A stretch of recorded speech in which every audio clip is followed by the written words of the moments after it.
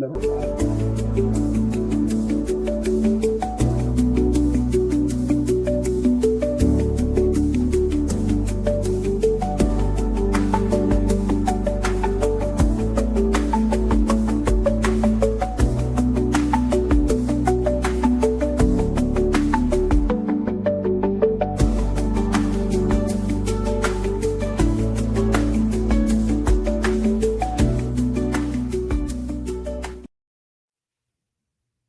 welcome back to another episode of Paranormal Musings Podcast. Uh, as we know, before the last show, we were gone for a while, life and all that craziness. But we're back, and we got another guest, Ryan from Evidently Paranormal. He's gonna tell us about himself and experiences he's had. We're gonna let him do most of the talking. I'm very tired anyway until my energy drink kicks in. And then I'll probably be the bully and make fun of Cordell's audio. Well, thank you guys for having me, Terry. I know we were unable to link last time. We've had a couple plagues run through the house since then, even. So I dodged the last one. So I'm glad we finally got to connect here and get something going on. So I'm just gonna get right into it. My story, which ended a while ago and it started a while ago. So I would like to think that this activity I was starting to happen, or that I was starting to experience, happened in about 2009, if I had to track it back to any specific year. But where I try to go with what I experienced is where it came from and why it started, because there was never really any event or like tragedy or like change of living space, anything like that. It literally just started one day. I remember for a while I was I started with experiencing orbs, and I remember thinking like, you're just seeing something out of the corner of your eye, or no big deal, whatever. After a couple weeks, I started to realize that the dogs were seeing them too, because I would watch the dogs' heads zip around. And I thought, wow, like that feels so good. Just like that something else is acknowledging, even if it's just my dog, because this isn't something you can go and just talk to people about. We didn't have this huge base of people exploring the paranormal back in 2009 that we do today, where I'm able to openly speak about stuff like this. But anyways, going back to that, from that first experience, I started with my sister in about 1999. We were into urban exploration a lot. So I didn't get into this, looking directly to get into the paranormal. I got into this from exploring abandoned buildings, angel fire pages listing possible haunted or creepy locations, and going there as a 16, 17-year-old kid, just looking to explore, not looking to get into trouble or anything. This was when it wasn't, like I said, it wasn't very prevalent, so you could do this and not really get in any trouble. If there was security or something, you would just get escorted off the premises. Everybody was really cool. But anyways, going back to the urban exploration part, 99 to 2000-ish, me and my sister used to go to different abandoned locations around Chicago. That's where I'm from, just outside to the north of Chicago. And again, we're just urban exploration, but we started to record things while we were there via analog audio recorders, 35 millimeter film, things like that. We started to just get some really creepy, trippy things. And I would say the first thing that we got that really creeped me out was the EVP. When we started looking at this location called Garrett Durson, which is now torn down. But anyways, we had asked, is there anything we can do to help you if you're around here?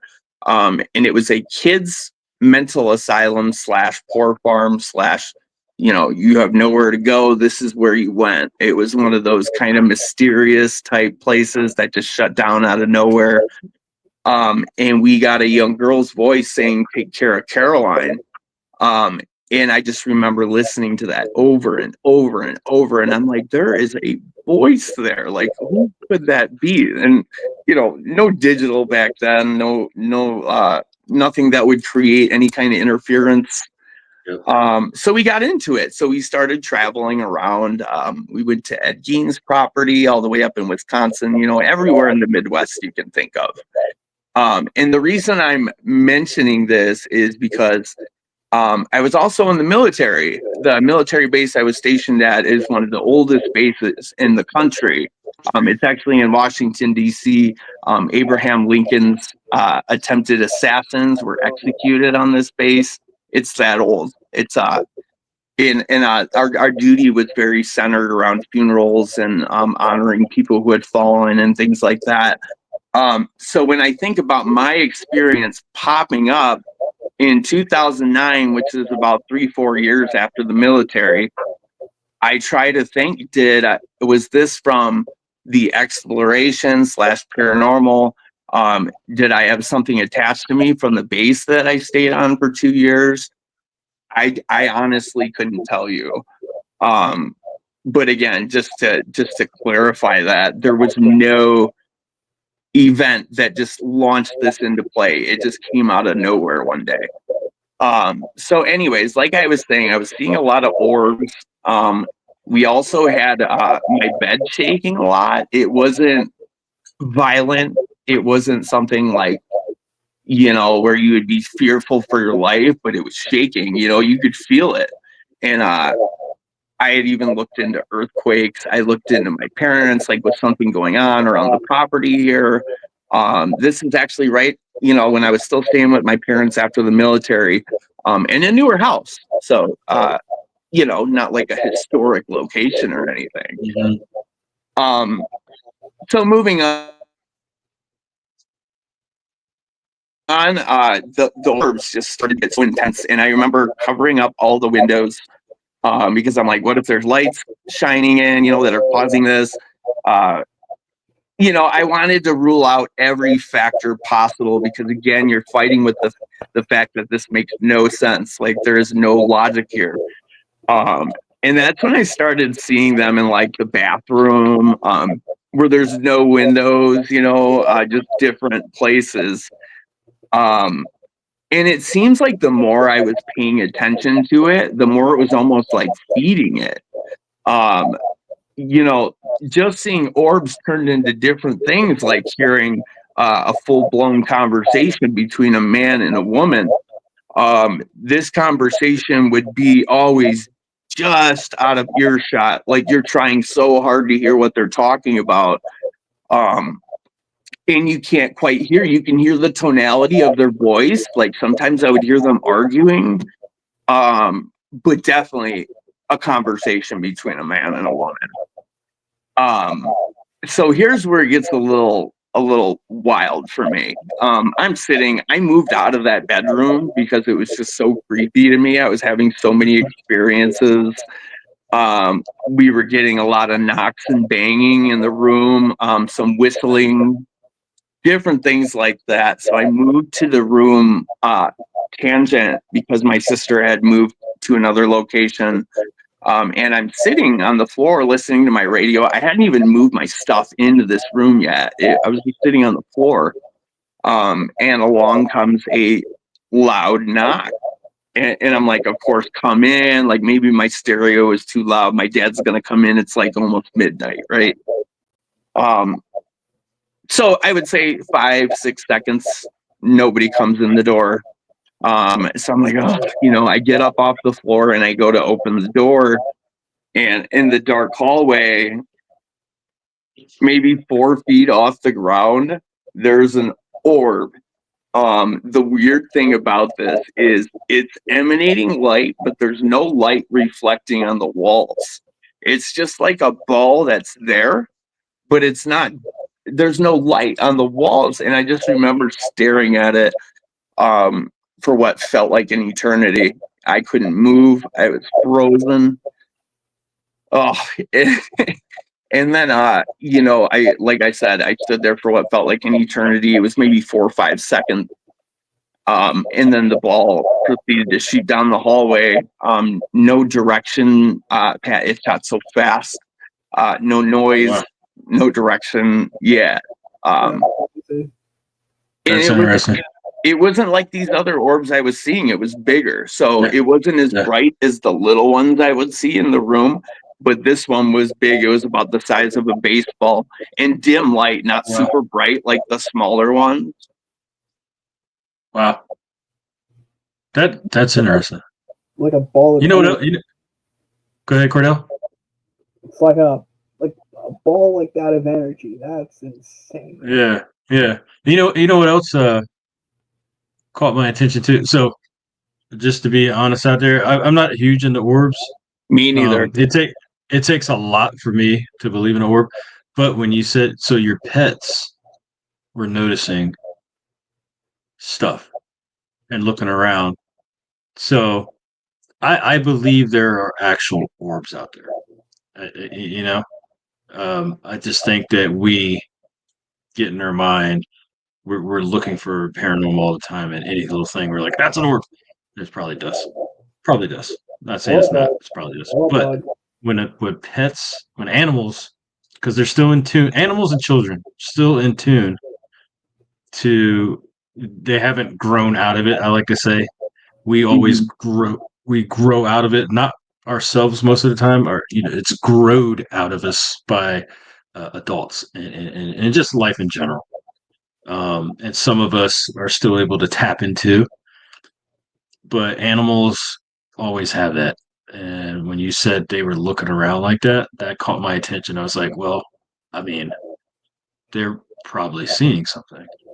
And then you talk about an orb that big, just sitting there and then just shoot off. Dust I'm isn't going telling to you, do it that. looked like it was as scared of me as I was as Yeah, scared of seeing it. It looked like it didn't yeah, expect me to see it there. yeah. It was If like a I ball of energy. Ball of energy. It was like dust is not going to do what you're explaining. In my mind, I could be wrong, but in my mind, from what I know, in dust pitch is not going black, to do that. in pitch black too. So no Yeah, IR lights, no lights shining off what could emanate as dust or bugs on a yep, camera lens can look like yeah, orbs. I was physically seeing these. Matter of fact, I would try to get them on camera, and it proved very difficult to predict where they were going to be or even get the light on camera. Camera technology back then, and I didn't have a yeah, professional camera. I'm Yeah. using whatever the Nokia. I think it was Kick something with the keyboard on it. So Wow. we're not talking. I didn't have the equipment that we have these yeah. days to document this stuff, but what I did have was the unequivocal, no doubt that I am looking directly at this. Yeah. That's very cool. That's the great part about animals. They can always detect spirits. So, Yeah, yep, Absolutely. And just to piggyback off that, before my sister had moved out of the apartment, we were just hanging out watching TV one time, and it happened in the room. And I remember looking over at her, and I asked her, I said, "Did you see that?" And she's like, "I absolutely saw that." And I had her leave the room and write it down, the flight path, what she saw, and it matched identically to what I saw. So, and she's not the only one. There was other people, an ex-girlfriend, and then my current partner has also experienced this stuff too. that's So I nuts. can't get away from it, it seems, but not as intense as it was back then. So, Yeah. moving on, I'll just go into the craziest parts of what I experienced. So this stuff is relatively minor. Seeing orbs, hearing things, no big deal, right? It's not invading your privacy. It's not doing things to hinder your life. But it seemed like it kind of took a turn. And like I was saying, the more I would pay attention to this stuff, the weirder the stuff would get. I would see. I was talking about this on another podcast. I would see these uh, like a distortion in the air. The only way I can describe it is like a distortion, like you're looking through saran wrap, but free floating in the air. I've never heard anyone else on a show talk about this, but I would see it. It was almost like looking at like the snow on a TV, but free floating in the air. And the craziest part was just when you experience this every day, you lose fear of it completely. Um, it's more a fascination, like what is happening? Like, am I sane? But when I would see this distortion in the air, I would go over and I would touch it. And as soon as my arm would go through, it would seem to dissipate, but the hair on my arm would stand up and I could feel the cold, which, is common that we experience this type of thing in real hauntings, like at a haunted location, you very well likely may experience cold spots. But that was the first time in my life that I experienced a free floating mass make my body cold as it moved in the air. Wow. Yeah, pretty wild. very, very wild. Just continuing on, the touching started getting pretty intense. I would be trying to sleep, and that was at night is when things would pick up. And I know that sounds so cliche. Things would happen during the day, but at night is when this thing just seemed to be like supercharged. And you could feel it in the air. You could feel the like almost like lightning's about to strike, and I would consistently feel this thing touching my nose and my face, and I would wake up and this would cause me to not sleep. Sometimes all night. It would mess with me a good majority of the night, or right when I'm dozing off, start doing it again. What made this real to me, and don't get me wrong, I'm a skeptic too. You got to understand, it took me a long time to come to terms that this was something that actually happened. I've seen people and spoken about this. There's nothing that alludes to any kind of mental health problem or anything. And I think now that we're paranormal investigators and such, we do know that this is indeed, there's something going on, whether that be spirit activity or whether it be something else. That would be a great question answered. Yep. But anyways, I would sleep and I would see little tiny sparks where I would feel the itching on my face, just a little spark. Like I would keep my eyes open just enough to see it. And I'm like, okay, there's something doing that. So this continued to escalate. It started to get to where it was like tormenting me. Anything metal or electronic with speakers, it seemed to get energy from pop cans. I would hear tink tink tink tink, and I would see the pop can moving. So it was like conducive to something electronic or something magnetic. As we know, EMF in the field is a theory that is pretty well accepted through among us. But again, I didn't have any of these instruments when this was happening. All I can tell you is my story, which of course is just a story if I don't have anything to back it up. But what I can say is I have absolutely nothing to gain from this. Yeah. So moving on, I moved out of that house. I never really lived with my parents. It was kind of one of those things where I was fresh out of the military. I didn't have much going on. So I moved, and I would say for a short while it stopped, and then it started happening again at that house. I moved again, all the way to Texas this time. So you're talking 2,000 miles. The activity continued. It changed a lot, but it continued. And each person I lived with would experience it. It was attached to you.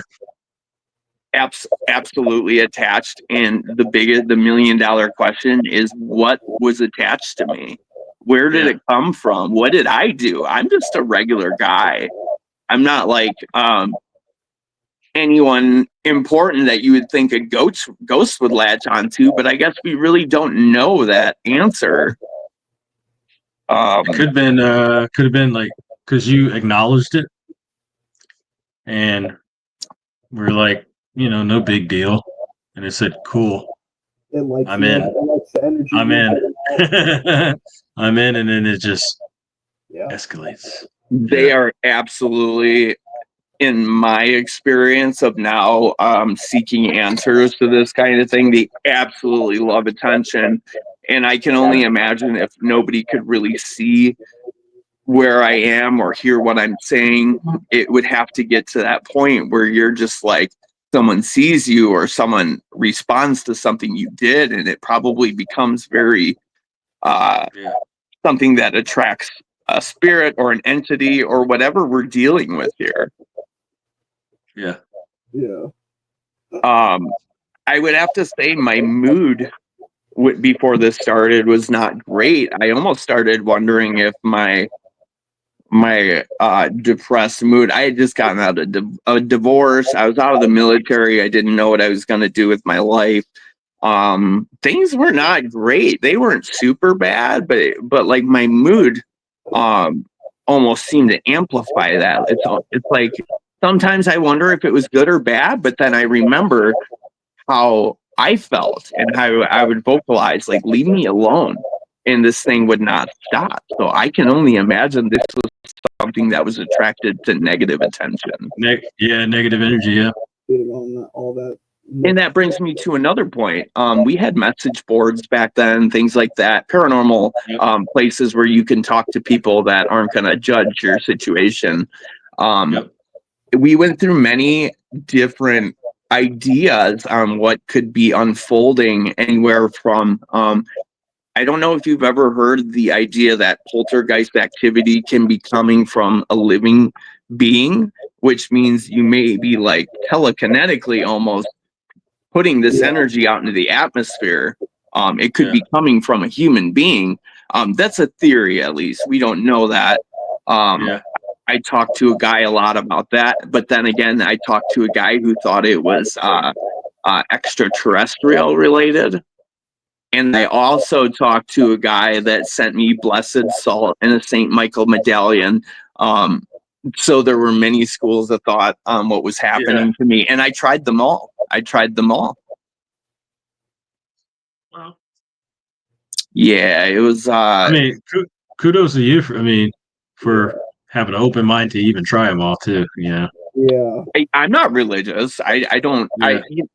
I was just this guy that had no one. You know what I mean? Like, you can't talk to your friends about this. You can't talk to your family. I had a partner. I say that all quiet, like before my current, and she was very understanding, and she had her own things happen to her. So she was great. She was very understanding, but unfortunately, she got kind of drug into it too. And she started seeing we had a black dog attachment in Texas. And we would see this black dog all over the apartment. We would feel it jump up on the bed. I never felt anything negative from it. But it scared her, obviously, as someone that wasn't like, wasn't experiencing this kind of thing on an almost daily basis like I was. So I didn't mean to bring that, into the mix or whatever, but yeah, but shit happens. what am I gonna do? Stop my life, Yeah, exactly. I was trying to move on from what was happening, and I thought maybe fresh starts, maybe like just a whole new start in another state. I didn't want to go to Texas. That's the last place that I wanted to live, but it was like new person in my life, new start. Maybe we can leave all this behind, and things will get better. So, but that just didn't happen. I would say the activity was stronger than ever there. It differed, and I think it slowed down. It would sometimes have like periods of 2 weeks where like nothing would happen, and I would sleep and I would feel great, and I would start to think like, okay, cool, like we're not going to experience any more stuff interfering with my life, and then just out of the blue, out of nowhere, like something would, like, I'd be getting like touched in my face in my sleep, or like something weird. Always the dog. But yeah, and many years later, it took me a long time to process all of this, because there's a lot more I'm not even really like comfortable talking about on a podcast, but just like thinking about this for so many years and thinking like, where can I take how I have felt and what I've experienced and try to give something back to that field, in the manner of me experiencing something that I can't explain. It was never something I asked for. I guess maybe you go looking for something, they say you might find it, but Yeah. yeah, Be careful what you ask for. Or exactly. end up with it. It just happens. Yeah. I honestly, like, this back then, there was nothing to gain from this. No one believed. I mean, these days we have. I mean, I think we can all agree that there's a bigger audience that, with time, I'm sure things are happening to different people, and everybody knows someone that has a paranormal story. Yeah, I actually, before I had my own story, my grandma had told me that she 4 times got calls from her deceased husband on a rotary phone, of course. So, like, this is something that's kind of been running in my family for a while too. I've heard the stories of like cell phones. People would get calls from a past relative, or it might not have gotten a call, but received a message that I have definitely heard of that. yeah, and then it's like what the hell? It's weird, and it's like, to me that's very, very interesting. It's like you get a call, nobody's there, but you get a call, and it's like, how did that happen? There's got to be something out there. How did that happen? You can't tell me anything. No one can tell me that's not crazy. Right. And this is my grandma. Like, it's not like some young guy like trying to tell a tall tale. It's my 75-year-old grandma. And she said it just spooked out. She hung up the phone every time. She didn't know what to say. And then just piggybacking off of that, my family, my direct parents, woke up at the same time at the night and heard footsteps coming up the stairs. They both turn and look at the doorway at the same time, and there's a little girl.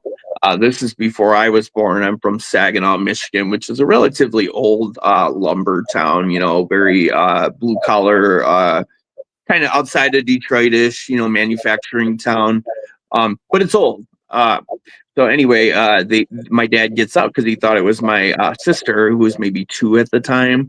And as soon as he gets up to put her to bed, the little girl disappears. And it spooked them so much they actually called the cops. They thought someone had broken into their house. No signs of forced entry, no footprints in the snow, no nothing. But they saw a little girl. So that's 3 generations going back now in my family that have experienced something unexplainable. That's pretty wild. That would have definitely creeped me out. I shit a fucking brick. I have never seen a full body apparition. I've done this for a long time. One time. I got it one time. The Holy Grail. That was New York. That was the little girl who stood up out of nowhere and ran, and we were just like, what? Get out. And then the kids, they were like, did you see that? Yeah. And they explained what it looked like, and it was just like, never seen anything like that again. But it didn't scare us. It was just like, that didn't happen. There's no way it happened. Like, there's no way it happened. I wish it was pretty cool. I wish I could say I've never seen a full-bodied apparition, but I'd be lying. But yeah, that shit made me want to shit a brick. Terry, you already know. Oh yeah. Oh yeah. Oh yeah. I think I've had feelings that almost are like seeing something really taboo, like, or like the Holy Grail, like a full. I've had feelings where there's someone right up on me, where you think you're going to turn around and there's going to be a person there. I've been touched. Yeah, it is a very invasive feeling because like you can't do anything to protect yourself. Yeah. No, once you I've feel never. done. Yeah, I never felt like afraid when it happened. It's only happened a few times, but I never felt afraid. But it's still, uh, uh, um, you know, can't think of the word, but you're you're not expecting it. And so it's Right. like, what? It's like, what just happened? Like, why'd you do that? And then you get yourself together. But You I mean, described it perfectly. yeah, It it's a fear of the unknown, but not like a fear like, oh my God, I'm terrified. It's yeah, like, what yep, was that? You know, yeah. like you What? want to know. It's And just it's going through your shocking. head. It's going through your head. You know what just happened to you, and you're trying to decipher and trying to tell yourself how that did not happen like you think it happened, but you can't because it happened. And it's just like, okay, I'll put that in the bank because that just happened. That is why, you know, this activity started 2-3 weeks prior. I didn't give it a lot of merit until I realized other people were, you know, starting with my dog, watching my dog's head follow the orb around the room. And you know, it's kind of zipping around, like they moved pretty quickly. It was almost like they were in a faster timeline. Um, Wow. and the dog, you know, was just following it like a cat would follow a mouse, you know. Yep. He was Yep. on it. I'd never seen a person's head like move, and which means he was very interested in what he was seeing. Yep. Like not Yep. something usual for a dog to see. Yeah. That was so for me, oh, I felt so much better because I'm like, I'm not losing my mind, you know. There's really something there. Yeah. You're getting the validation you needed. So, I mean, you need it. You're not crazy. Yeah. Because let's be real, this is the kind of thing that will make you think you're losing your mind. And the more it sees you acting that way, the worse it gets because it knows it's getting to you. Yep. And I'm not sure what this is. I'm not claiming this was evil or had some, but I do think they're kind of mischievous in the fact that when they get the attention, they can feed off that. So I do think they like getting a rise out of people sometimes, depending on what or who you're dealing with. So. But yeah, I've you know, now it's nice. I've got some other things that I can use to also you know, remain with a healthy level of skepticism, but a little bit more ammunition as far as, well, I had this and this happen at the same time this happened. It rules out a lot of those things that could be false positives, you know, interference, things like that. When you can get two things to happen at once, like I have on camera, two different devices that react on different kinds of power. Yeah. I have no explanation for that. No. And that's how you do it. You know, you're everybody should have that little bit of skepticism because, like, the three of us, we're into this. We believe, you know, that stuff is out there, and you have that little bit of skepticism that keeps you level, grounded, and you know, you challenge yourself. I've gotten excited to where I don't do that right away. Later on, I'm like, I start thinking, and I'm like, wait a minute, this could have happened. Let's think about that. But you challenge yourself, but then there's times where you cannot come up with an answer. That's yeah. So you can't come up with an answer that's not what you thought in the first place. It's just like you go through and you're looking at this and you're trying to tear it apart yourself. I wish more folks would do that because then I think people would take us more seriously in the field in this community. Absolutely.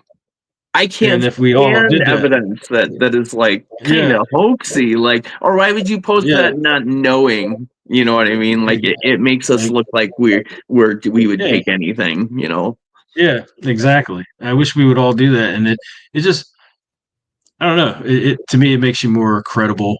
To myself, it makes me more credible. Where to myself, not to other people, because there's stuff we all experience that we don't talk about because sometimes you forget about it. But I like the fact that you're looking at things and trying to figure it out, and just sometimes you can't figure it out. It's Yeah. like put that in the bank because I don't know what the hell just happened. I know it happened, but I don't know what the hell happened. One of those types. They don't call it the Which I think unexplained it for a make. reason. Go ahead. I'm sorry. They don't call it the unexplained for a reason. Yeah, if it was easy, Perfect. everybody would out there be Perfect. getting bangers every day. Like, Yep. Perfect. I'm just, Yep. Perfect statement. Perfect statement. I totally agree with you, Cordell. Yeah, Yeah. I just Yeah. like there's nights where I'll go somewhere and I might pay money to go somewhere and not and get maybe one or two good moments Yep. throughout the night. Yep. And then I'll have other nights where like it's just continuous. It's Yep. not something we can predict. It's not something we don't even know why it's there or where it's from. So, we can't predict that there's going to be activity or. It really depends And I, on the location. Like what you're saying, how you used to urbex. Yeah, Maybe you pick something up there. Maybe you disturb something that wasn't meant to be disturbed, and it's like, yep, this guy he did it. I'm gonna follow him. I wonder, because there was, after that, there was good and bad times, but there was a lot of bad times where I was like, man, am I cursed right now? Like, No, and I just wonder if something had always kind of like grabbed on, and it came from there. Because I'll tell you what, when we got into it, we went hard into it. We were every weekend we were out investigating new buildings, cemeteries, some out here, just different locations, and we were at a lot of places where that definitely could happen. My main confusion is like, why didn't it happen immediately? Like, why did it? It was years later, after like the heavy amount of doing that where I started having these issues. so Um, as a it's it fellow was hard. cop, the I it's can. like the perfect horror movie, slow burn. Yeah, Absolutely, absolutely. Yeah, yeah, They wear you down. I yeah. mean, They'll mess with some your psyche. yeah. If it's like something it doesn't have to be evil, just something that's prankish. Yeah, But prank, It's not malicious. It's just yeah. it likes to play. But it's absolutely. prankish in a way that we wouldn't, Yeah, because it's breaking you down, and it's almost like it sometimes whatever it is doesn't understand how it's affecting you. Um, I believe it does. Yeah, If something like that happens, but it almost seems like because it doesn't seem malicious, like Cordell said. It doesn't seem malicious, but is it? it yeah. it it, Is it it was malicious? definitely crossing You know? boundaries. I feel Yeah, like he it's was trying so small, but it's breaking you down I in a feel like in he a, was in a trying period. to incite something in you, fear perhaps, to siphon off the energy that you're giving off in order Yeah. for it to have energy to show itself Yep. or keep doing what it does. Like you keep Yep. saying that ball of light that you saw, the orb, maybe you caught it mid manifestation. That's part of what was happening. But I can't prove that. It's just a theory.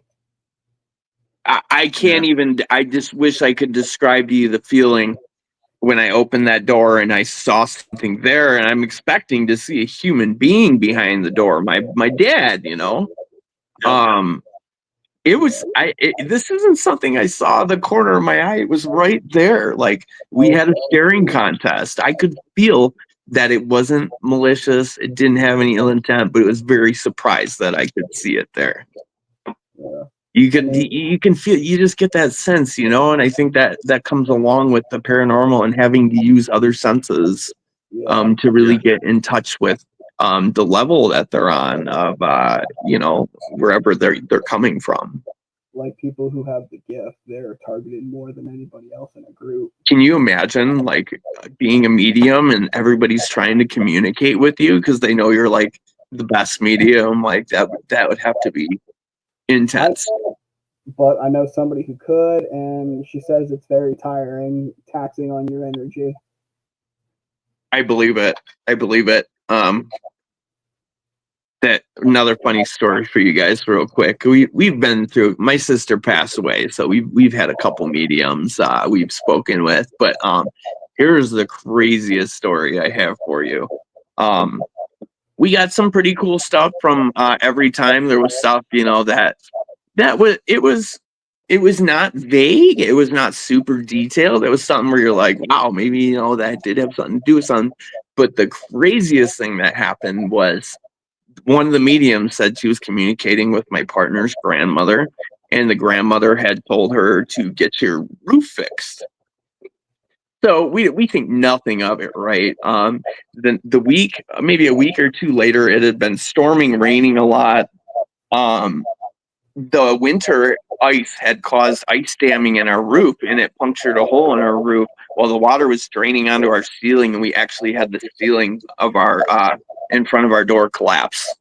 Oh, And we were told to repair our roof to get that fixed before it happened. that's Wow. man. Wow. I have no words. I have no words. That's And it's something you would just like, okay, whatever, you ignore it. I thought it was nothing like this. What is she talking about? Roof? Like I don't. Take heed of this warning. But that kind of like you were saying, you look for things that are more likely than not easily explainable. Yeah. Stuff that you could look into, debunk, go over, or get as many people on the same page as you. Like that's why it's nice to have like 4 or 5 people in the room with you, so other people can experience what you might, in the manner that, or in the fact of, you might not always get everything you want on video. As we all know. Yep. Oh yeah. Especially when you have the camera rolling, they don't want to do anything. They want to make you look like you're nuts. Absolutely. I've had some really quiet nights where I'm like, no man, I have all these hours of video and audio to look through. Like I don't even want to. Yeah, it's like you don't even want to watch it. That's the worst part. Like if you experience anything or you didn't think you did, you're like, I got to watch this, and hopefully there's something I missed. But me personally, I never call an investigation a dud because it got my ass off the couch. Absolutely, yeah. I got to go do something, and it's something I love, and sometimes you miss.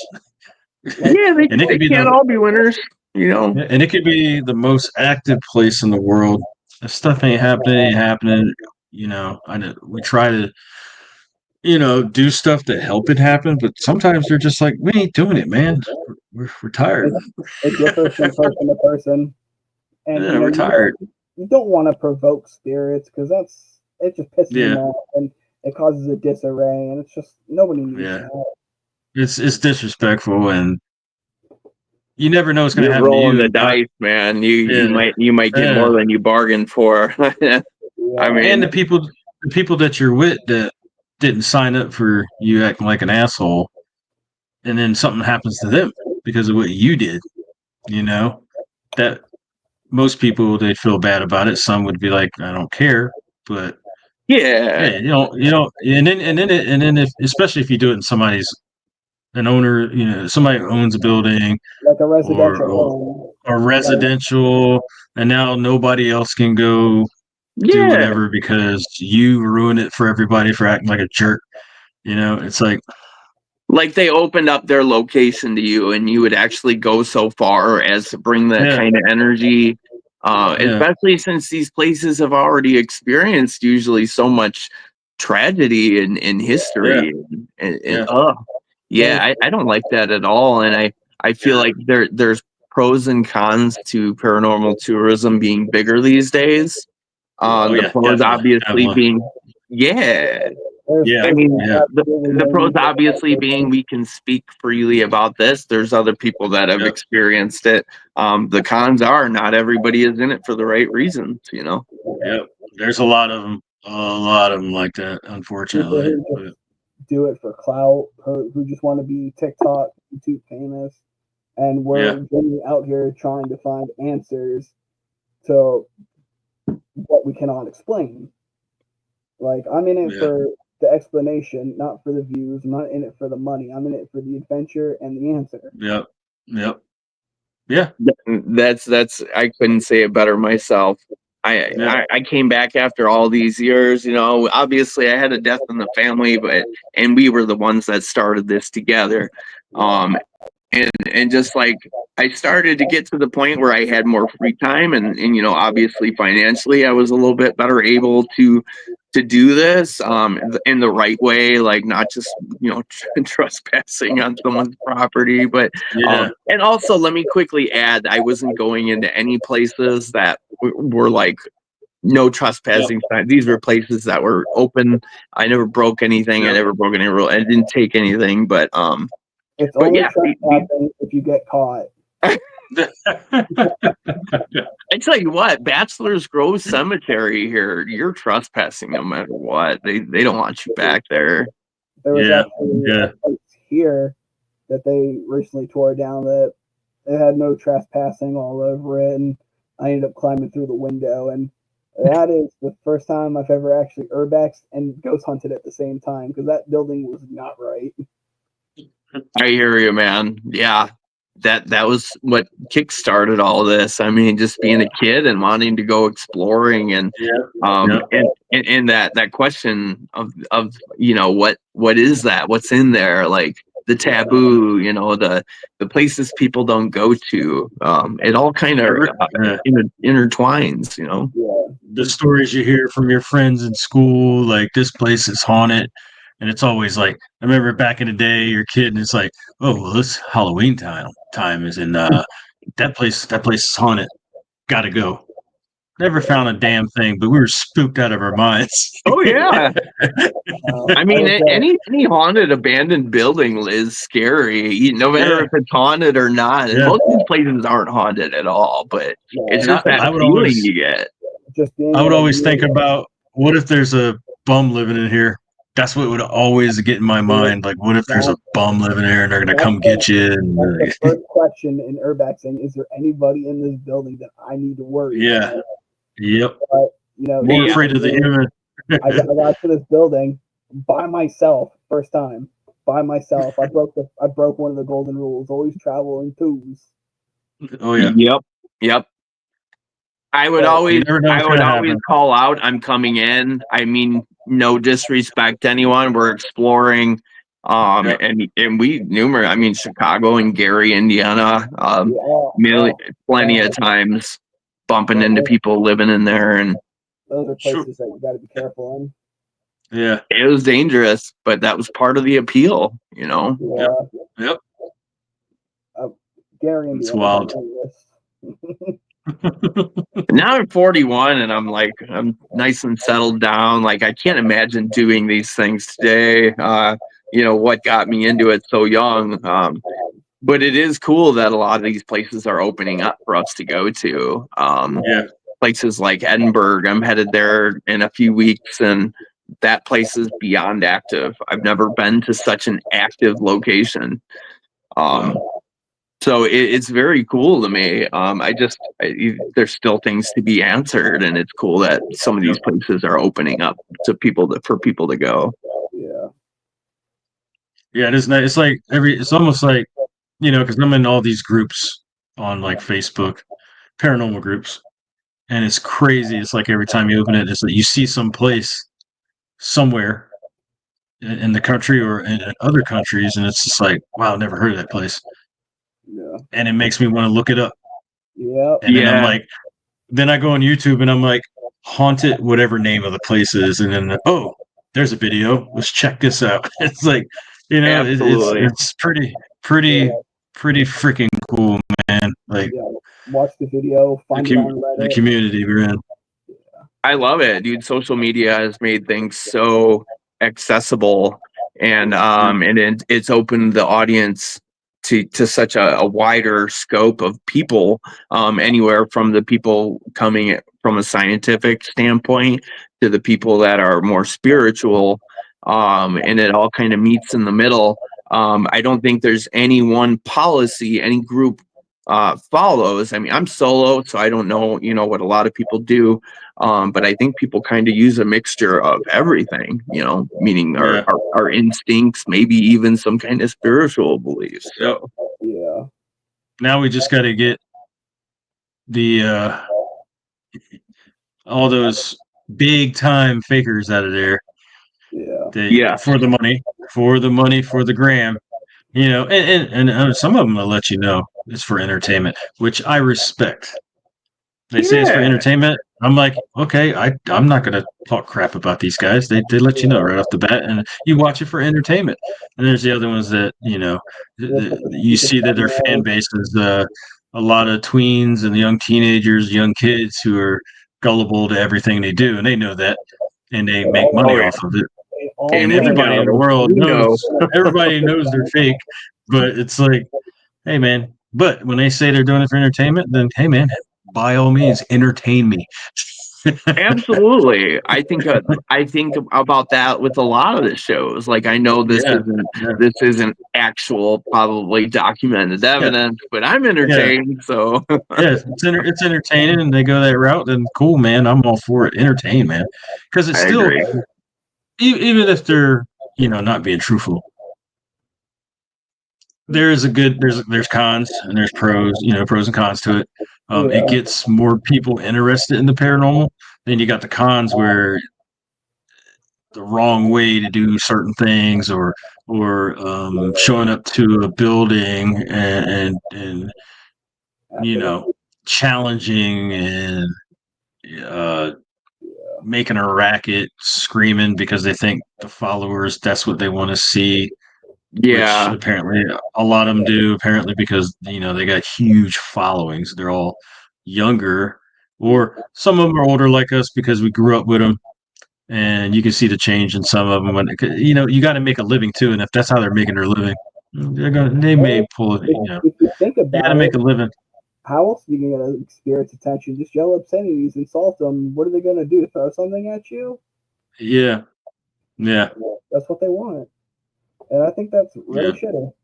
There's a lot of hostility with this right now between, things like that and people buying up locations that are maybe in it for financial purposes.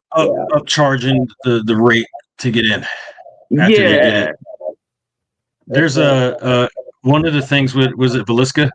Yep. Where now there's a story. I don't know how true it is because I only saw one person talking about it. I didn't see anybody agree, or I haven't read the post since then. It was a couple days, but the owners are allegedly charging for each room. Yes, they split it, and it's a tiny place. Yeah. So what if you have a few teams in there and you're all in a different room? How's that going to work?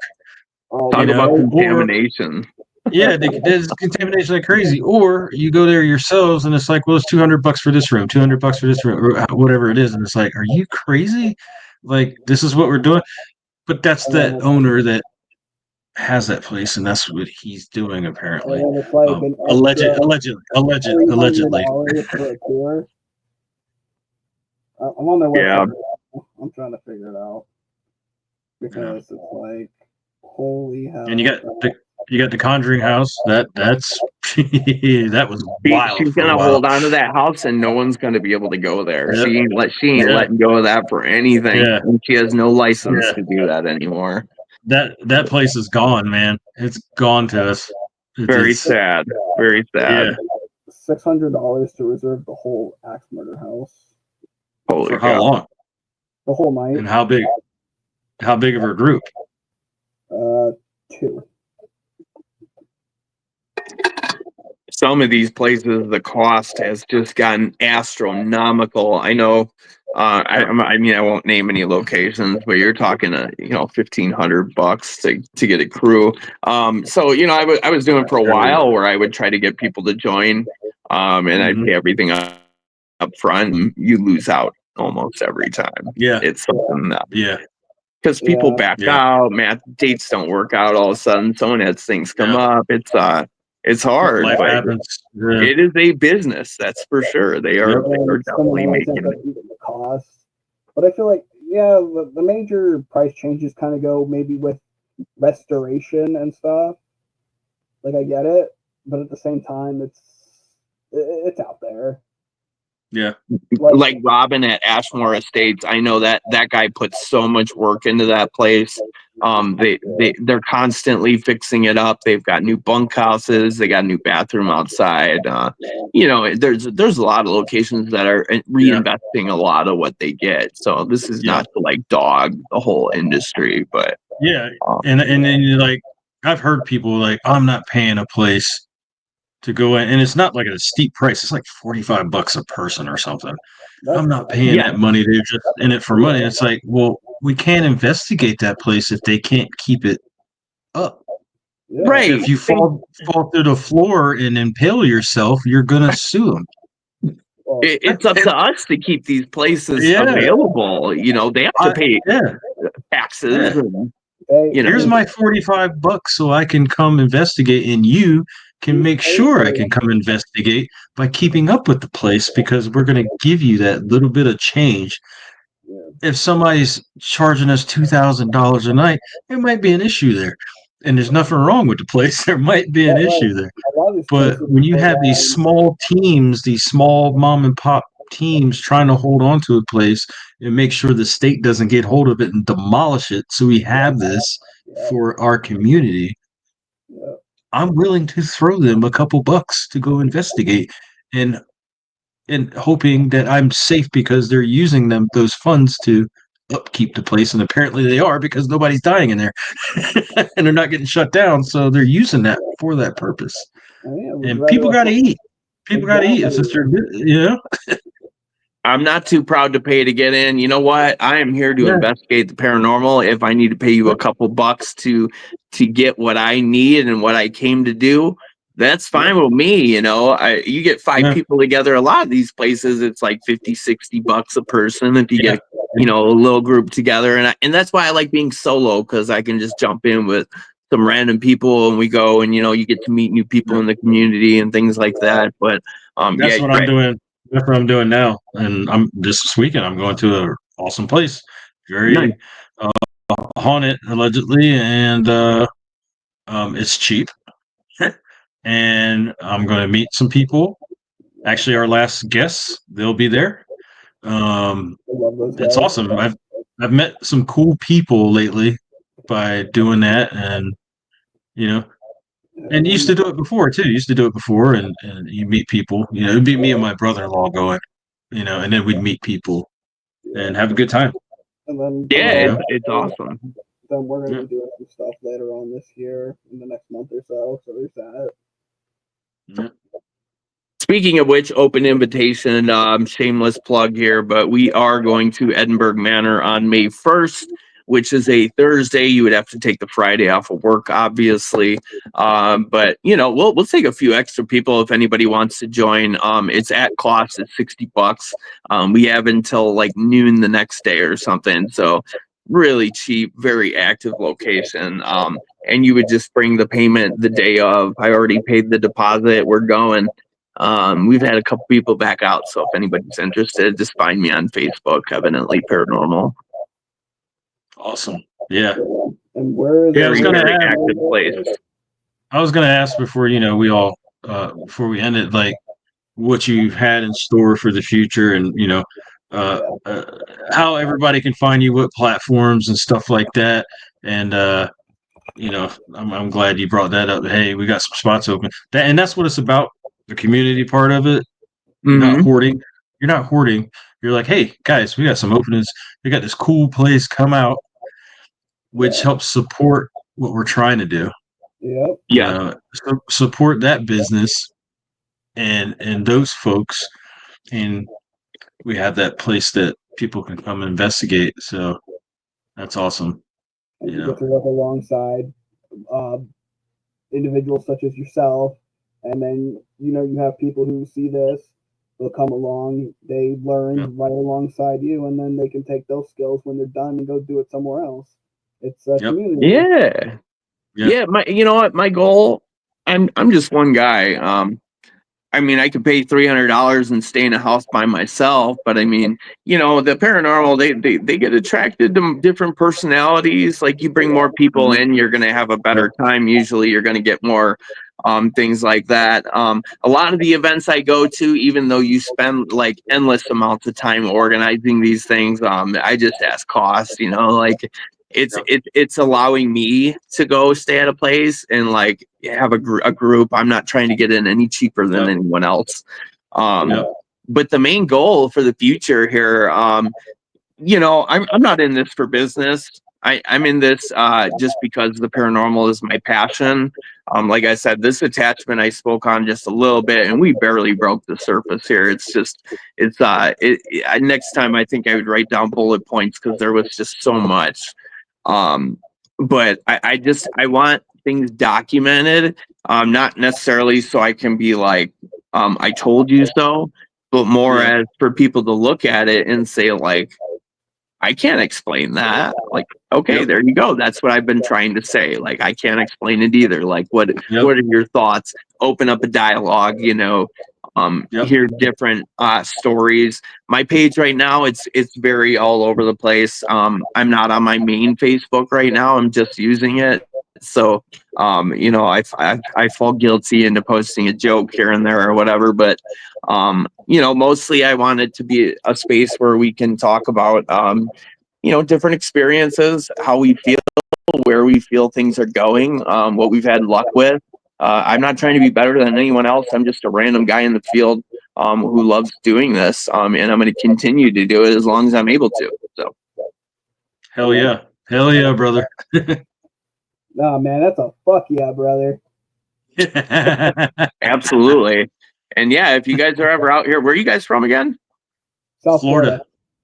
Yeah. Florida, holy cow. Well, I'm out in Florida a lot too, so we go to Destin usually every year. I didn't go this year, but yeah, if you ever next time you come out, hit one of us up. We got that one email where all three of us are on it. Hit us up and we can throw you some spots you can try to get into.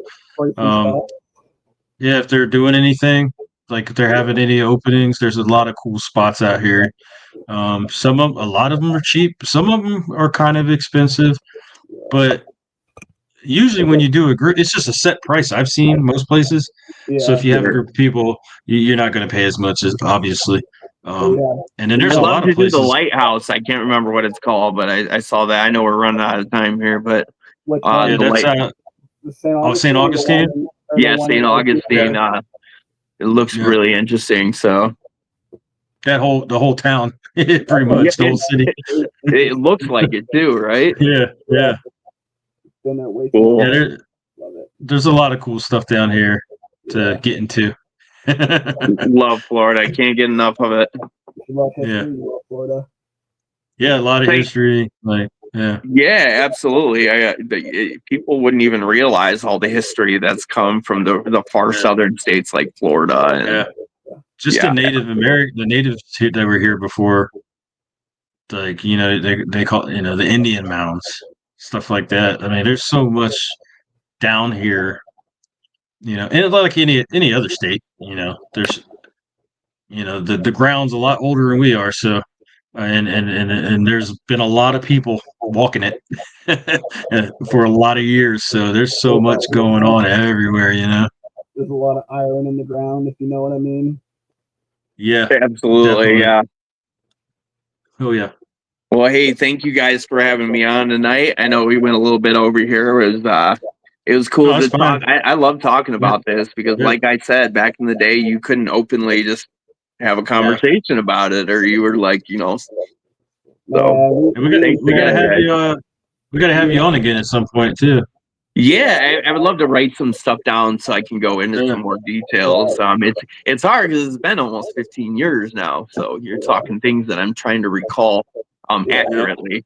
So that's the thing. but, We love talking to like-minded individuals who share the same dream as us, because everyone experiences something different, and we will Yep. all just Yep. want to hear the stories. Your stories Yep. are what keep this hobby alive. Yeah. Yeah. and that Yep. makes me happy to hear. I want people to experience this as well. So hopefully, if anybody can relate, drop a comment on it or whatever. I'm more than happy to chat anytime, and I'm sure Terry Cordell as well. So Yeah. we're one big community. We're all in unity here, and that's it's part of the game.